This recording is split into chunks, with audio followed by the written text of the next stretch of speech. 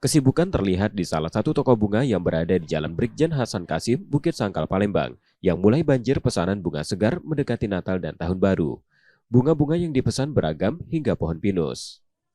Rangkaian pohon pinus yang tersedia di toko ini pada momen Natal, yakni Nobilis Christmas Tree Snow atau pohon Natal salju, dan Nobilis Christmas Tree Green atau pohon Natal hijau. Sementara untuk bunga segar berbagai bunga tersedia, mulai mawar, lili, garbera, pom-pom, gompi, aster, krisan, dan sedap malam.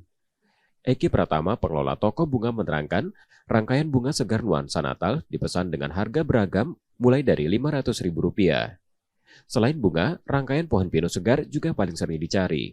Rangkaian pinus itu dibanderol mulai dari Rp850.000 sampai Rp1,5 juta. Di sini, pohon pinus diimpor dari Belanda dan Cina. Sebelum tiba di Palembang, pohon pinus tersebut dikirim ke Jakarta dan melewati proses karantina. Rangkaian pohon pinus banyak diminati karena mampu bertahan sampai 2 bulan setelah pembelian. Spesialnya itu bunganya kita yang fresh flowernya itu impor, kebanyakan impor. Ada memang yang lokal, tapi kita kebanyakan impor karena lama lebih nggak cepat rontok untuk yang bunga impor.